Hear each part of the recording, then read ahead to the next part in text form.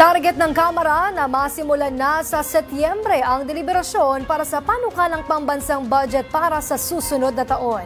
Ayon kay Nueva Ecija, 1st District Representative Micaela Angela Swansing, puspusan na ang ginagawang paghahanda ng Committee on Appropriations para busisiin ang pondo ng bawat ahensya ng pamahalaan. Ang buong detalye ihahatid sa atin ni Earl Tobias, live mula sa Batasang Pambansa. Earl! Yes, Princess, September 1, yan ang unang araw na itinakda ng Kamara na simula ng kanilang deliberasyon sa proposed 6.793 trillion pesos national budget para sa 2026. Kasabay niyan, tiniyak ni Nueva Ecija 1st District Representative at Chairperson ng House Committee on Appropriations, Micaela Angela Mica Swansing, na magiging mahigpit ang pagbusisi nila sa budget at pag-implementa ng fiscal discipline. Ito ay kasunod na rin ang direktiba ni Pangulong Ferdinand R. Marcos Jr.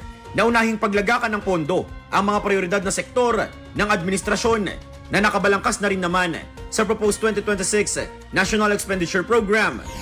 Especially with regards to health, di ba?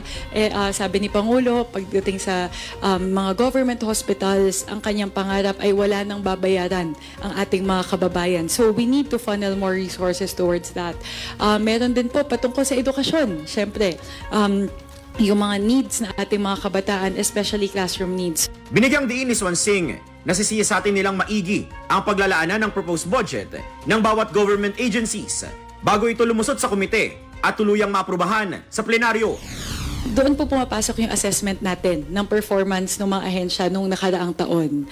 Kung nakikita natin na may particular na mga programa na nasobrahan, mukhang nasobrahan sa pondo para sa taong 2025, hugutin natin yon, ilipat natin sa mas mahalagang mga programa.